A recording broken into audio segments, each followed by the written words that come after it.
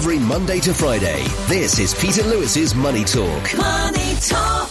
Good morning. I hope you had a great long weekend. This is Peter Lewis welcoming you to my podcast Money Talk for Tuesday the 2nd of May.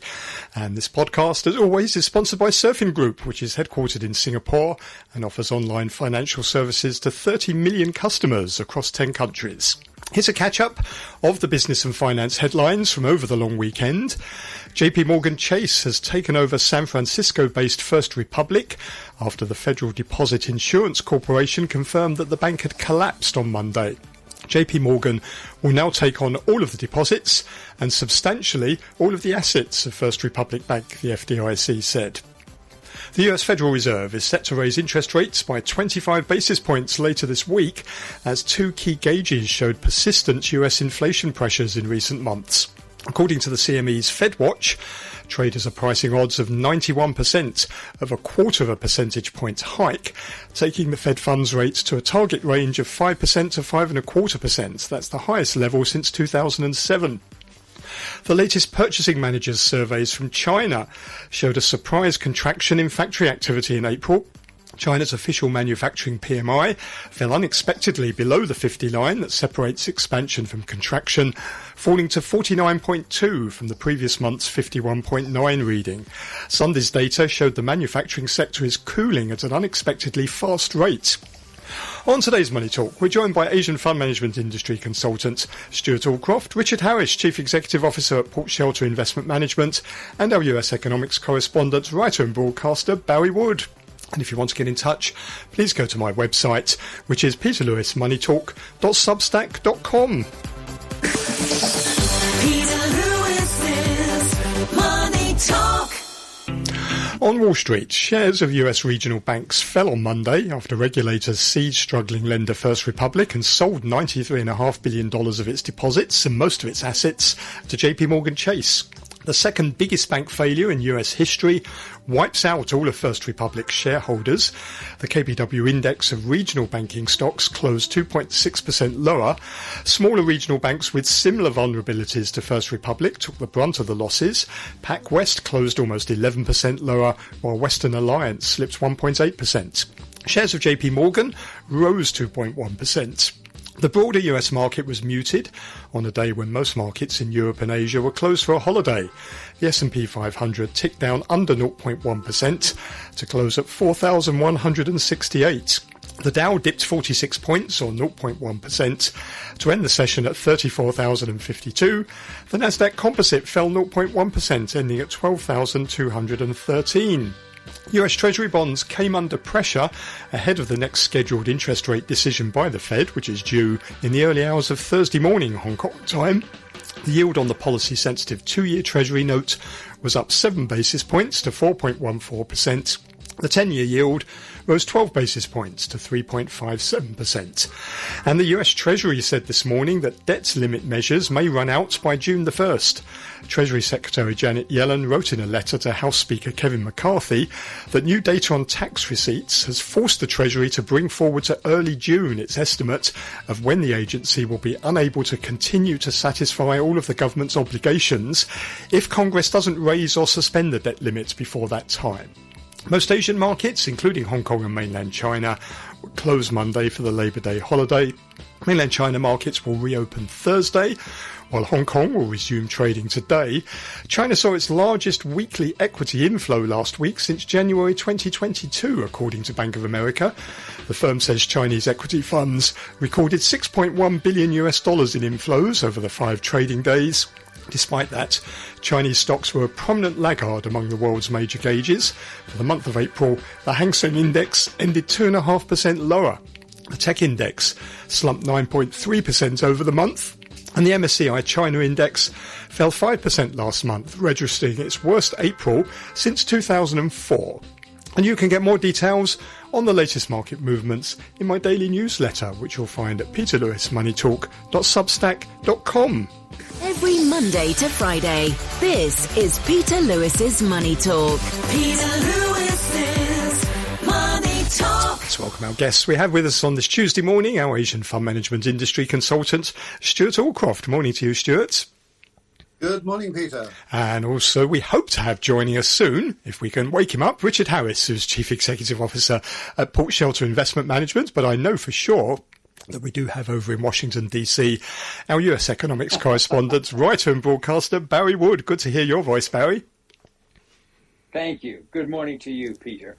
Well, let's start over in the US. JP Morgan Chase has taken over San Francisco-based First Republic after the FDIC said that it had collapsed. JP Morgan's going to take on all of the deposits and substantially all of the assets of First Republic after the California Department of Financial Protection and Innovation seized the bank and appointed the Federal Deposit Insurance Corporation as receiver.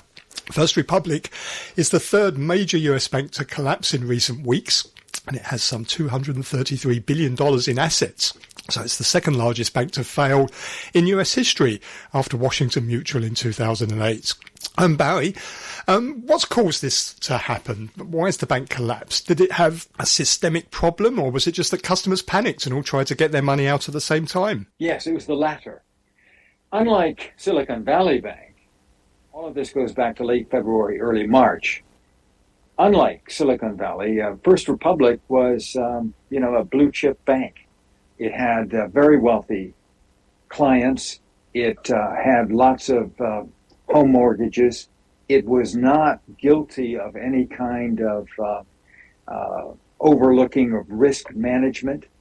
So when Silicon Valley became this victim of a run in which people on their phones said, this is not going to work, and withdrew their money, that spread to First Republic up in San Francisco itself. The bank had 83 branches. It was awarded the Best of the Year award by the Bay Area business community. Its chairman was lionized in the San Francisco community. So I think the answer to your question, Peter, is it was mostly contagion, the effect of panic by investors and depositors. And let's face it, all of the shareholders have been wiped out, but all of the depositors are being made whole because those loans, those deposits are being guaranteed by federal authorities. And the government's saying that this isn't going to cost the taxpayer a single cent. Yeah, that may be. I think what you can say about the strategy of the federal government is that it bought time. This happened initially back in March, early March. Here we are, May 1st. And, look at the shares of JP Morgan Chase. Clearly, investors think that that bank is getting an asset that is worth something, despite taking on all the loans. They're not necessarily bad loans. But, I think at least this segment of the banking crisis in the States is over. I would disagree with you, Barry, to the extent that if it's possible for a substantial bank like First Republic, in one of the top 15, 20 banks in the US, if it's possible for a bank which is regarded quite highly up until beginning of this year, if it's possible for it to lose so many deposits in such a short period of time, it could happen to almost any bank at all. Now, I doubt it would happen to any of the top 3 or 5 banks in the US, but it does mean that an element of contagion has now been created in the banking community. 3 banks in a month have gone, and they've gone because their depositors have taken their money away, and there's no restriction on them taking their money away, and that could happen to any other bank. So I think that the US banking industry has got a crisis coming, and I think that it's going to have to work really, really hard to try to shore up confidence in their system. Undoubtedly, commentators, not us, because we're not that sort of commentator, but commentators are going to now be looking around all the other banks in the US and saying, who's next? And who's going to be after that? And there's going to be a limit to the amount of rescue that can occur. Yes, it's good that JP Morgan Chase were able to bail them out. They may well have a relatively cheap or almost free of charge way of boosting their own assets and clients. But this is going to happen again, and I think this is where the big banks will need to be prepared to do this again when another bank starts to announce it's got troubles, because clearly, as soon as you name any problem, it happens almost instantaneously with the way in which communications around the world, and especially in US, are so quick. It's just instantaneous. People know there's a problem, get my money out. So unless the banking system starts to place some sort of limit on how much you can take out at a time, which in itself will demonstrate that there's a problem, I think the bank system in the US has got a problem to deal with. It needs to deal with very, very urgently. So if I think you've made a lot of sense there, Stewart. That may indeed be the case, and I think the real sleeper is commercial real estate, because there's a lot of bad loans in city centers. The work from home has left lots of office space unfilled. Those loans are going bad, and most of those are held by regional banks. So you're probably right that there's more trouble ahead. So it sounds like, from what you're saying, that the crisis will come again, but in a different way. I mean, Charlie Mungerberry was talking about commercial real estate, wasn't he, just the other day, saying he thought all the banks were stuffed with bad loans, with commercial real estate exposure. So what can the government and the regulators do to make sure there isn't another crisis, albeit transpiring in a different way? Well, you have to ask yourself, is this one of the reasons why many companies are now, particularly banks, are telling their employees that they've got to start going back into offices? This is what's happening. Now, there are parts of the world, and Hong Kong is one of those, and Singapore to some extent is part of those, where people want to be back in their offices. Many of the office workers would prefer their office environment to operate, because their home environment is unsuitable for the type of work, particularly if they're working on computers and they live in small flats. Whereas in the US and Europe, people don't so much live in small flats. They may do in city centres, but not outside city centres. They have a bit more space and a bit more luxury. So this is a much more of a Western economy problem than an Asian economy problem. Isn't one of the problems of this now is that what it's doing is it's just making the big banks even bigger and even more risky? I mean, JP Morgan had to get an exemption to take over First Republic because it already has more than 10% of all the deposits in the US. Isn't this the reverse of what regulators were hoping to do after the global financial crisis, which was to reduce the risk in the big banks?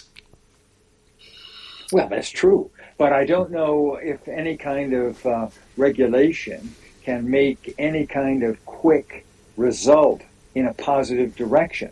Stewart, I think your suggestion about limiting withdrawals could itself trigger panic, because people would perhaps say, well, my goodness, there must be something that I don't know.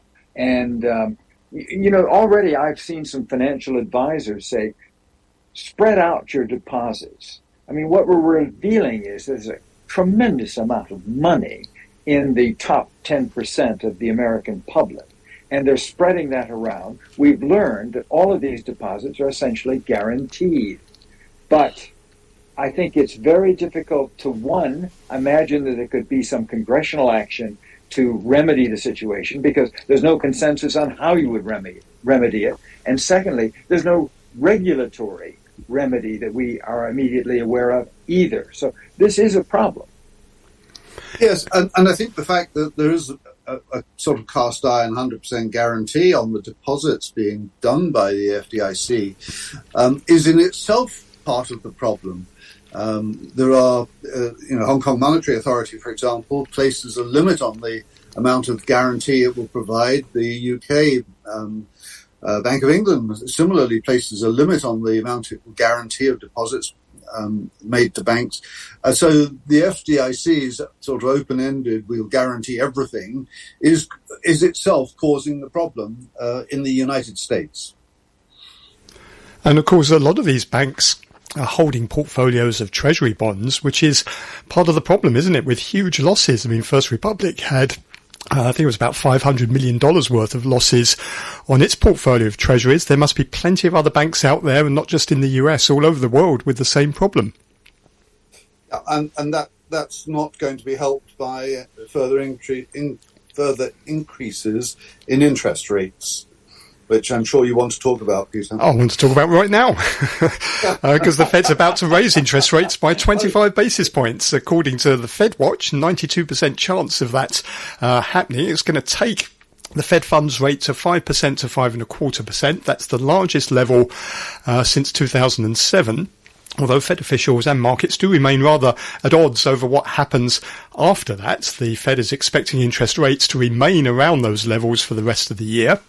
Investors in the markets are betting on 50 basis points of rate cuts before the end of the year. I mean, Barry, people are hoping, or investors are hoping, that after Thursday, when we get this decision, we'll have a lot more clarity about what's going to happen afterwards. We all know there's going to be a 25 basis point rate increase on Wednesday. Do you think we're going to get that clarity about what will happen next? I hope so, and I suspect the answer is yes. I think the Fed is at the end. It's got to be, because there's going to be a concern about driving the economy into recession. You know, you've had now, this will be the 10th rate increase in 12 months. We have never had this level of rate increases so quickly in 40 years. 40 years.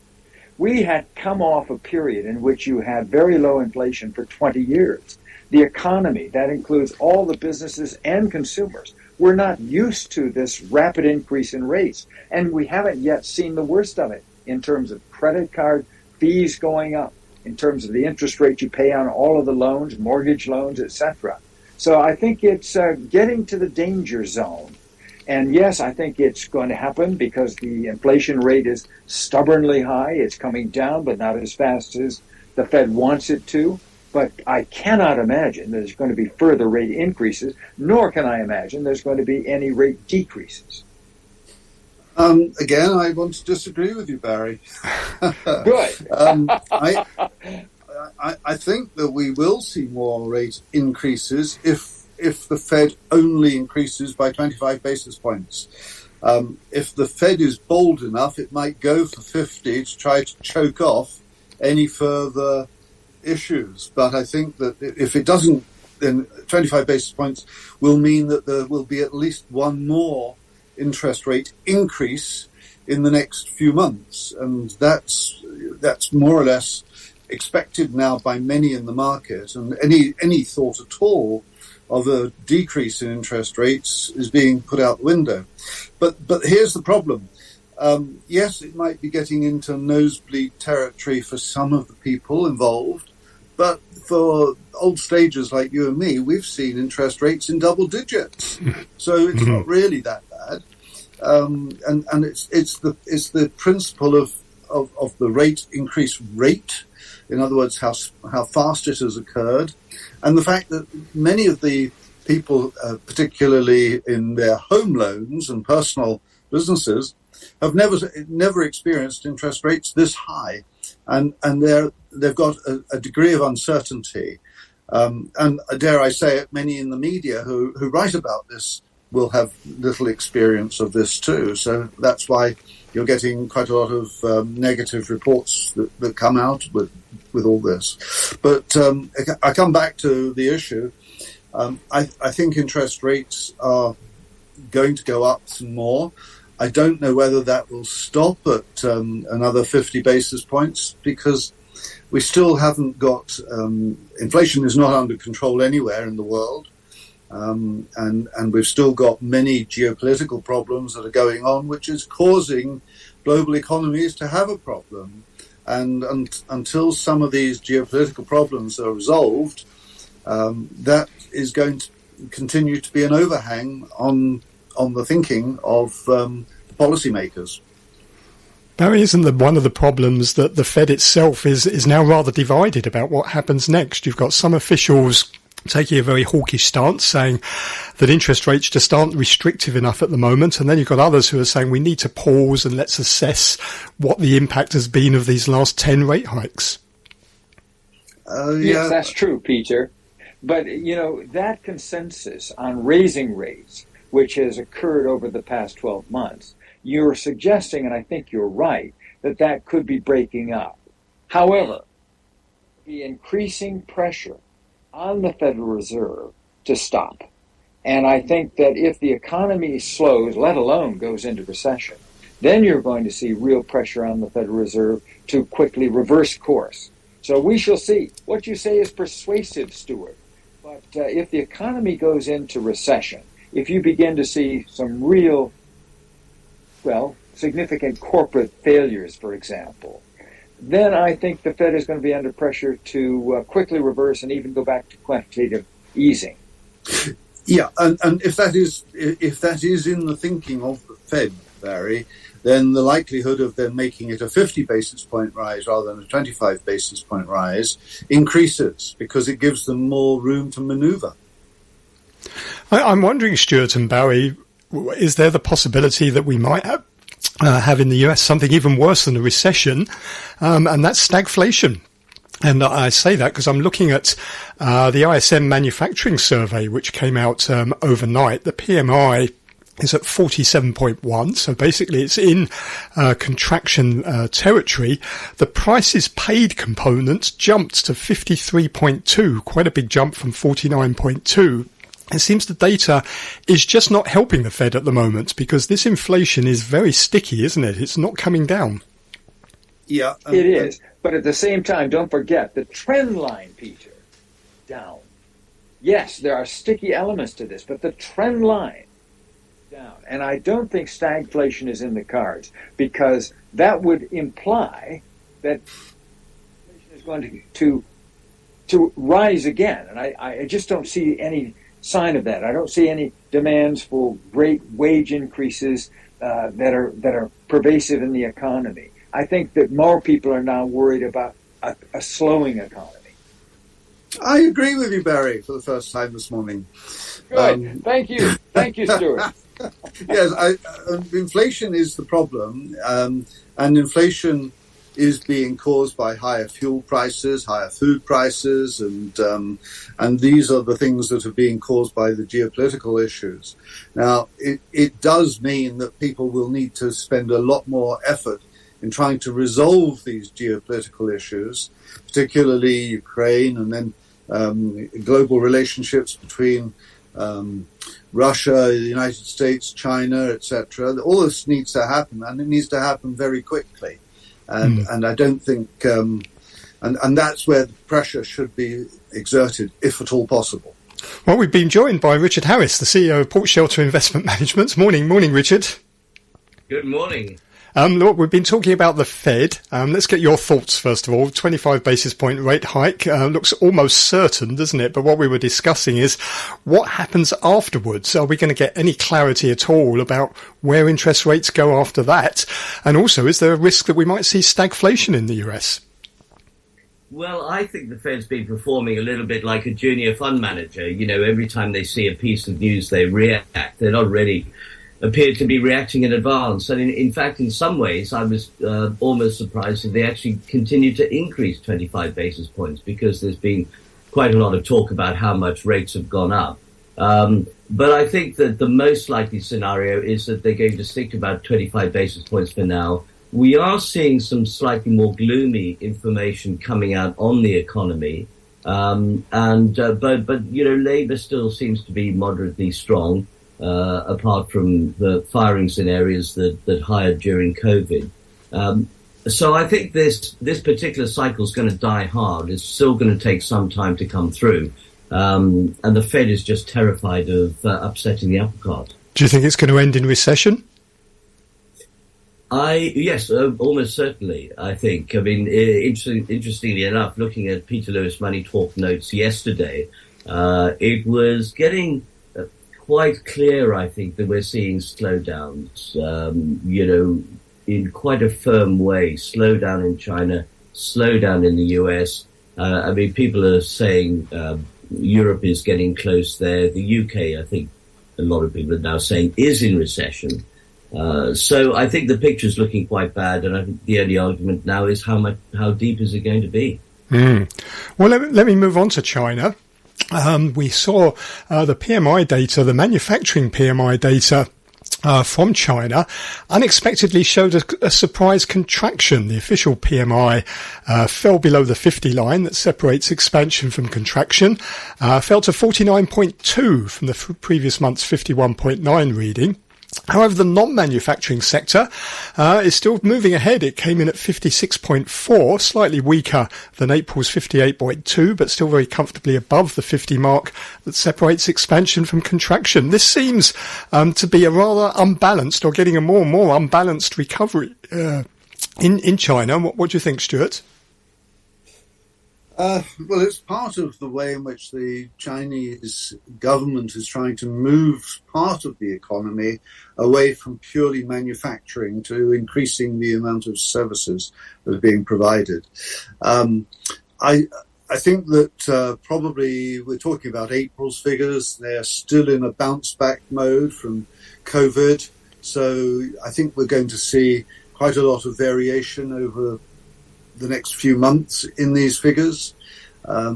May will be difficult because of the Golden Week holiday, so it could well see by the end of May further falls in the manufacturing numbers. So yes, but at the same time, people are out having time off, spending money, and travelling. So different statistics will show different results as a result of the variation in the market that we're now beginning to see. Isn't one of the problems that this so-called revenge spending that you see after the pandemic restrictions were lifted has a short-term life, doesn't it? And eventually it runs out of steam, and consumers revert back to being cautious again, or even more cautious than they were before. Isn't that what we're seeing? And then what do you have left to rely on if manufacturing's in contraction? Well, you can only have revenge spending once, can't you? Mm-hmm. But I mean, that's actually a very important point, because, revenge spending is very much a confidence thing. People coming back in. And I think what's happened in China is that they were under the hammer for so long that people actually don't even want to revenge spend because they don't know whether it's going to come back. So we've seen almost a reverse psychology. The psychology in Europe and the US and elsewhere was that, oh, great, it's over now, let's have a good time. In China, it's, well, we don't know if it's going to happen again, so let's keep things tight. I agree with that. Barry, what's the impact there? How much are officials watching over there? What's happening to the Chinese economy and the importance on the US? Well, we don't get any sense here, Peter, that there's a concern about China slowing. We see China as going gangbusters. And I think that the discussion in the media and on Capitol Hill is about the difficult relationship geopolitically with China. There's still no indication that a senior administration official is going to be visiting China. So I as long as the United States is going to avoid recession, the demand for Chinese goods is going to remain very high. And by the way, it's high now.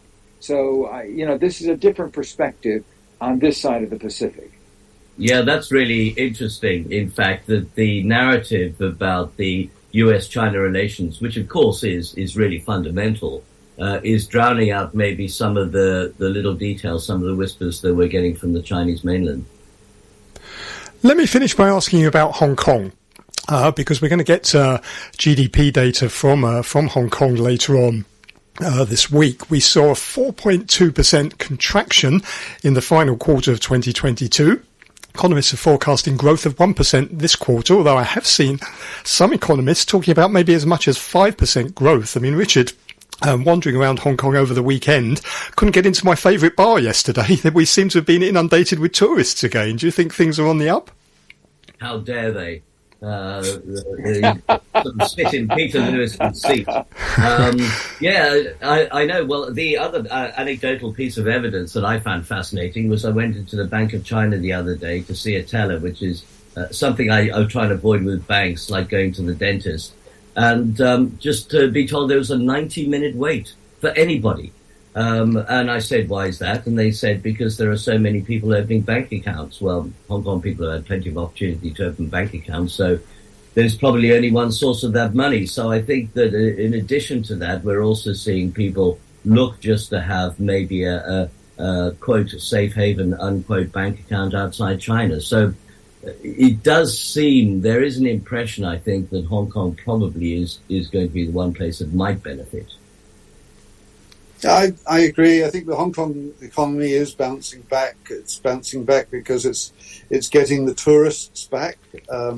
We've had, they say, over 600,000 over this May Day holiday weekend visit. They're undoubtedly spending money. What I think is more interesting is that many of the tourists are not here simply to go shopping. They want to go and see the sights of Hong Kong, according to many of the interviews. Yeah, and that will probably spread the joy and wealth a little bit wider than probably has occurred in the past, where most of the tourists that arrive in Hong Kong are bussed around to one discount jewellery shop to another discount jewellery shop. I think the concern is that really the demand's coming from one source, and that's China. And Hong Kong does want to be a global centre. You know, it needs to compete against Singapore. That's really why it was built. And I'd argue, Richard, that just before Easter, certainly, when I was around Central in Hong Kong and other places, there were a lot of international tourists then being grouped up and visiting different locations. The number of European languages I heard was quite wide. So I think that I think there are more people coming from more different places. The fact of the matter is, though, that China has historically represented about 90% of our tourist inflows, and that's the number that we might well get back to eventually by the end of the year. It's international business people I wonder about, because there's still, I know people are still finding a great deal of difficulty bringing international business people in. And of course, the Hong Kong government is very keen to get international business people in now.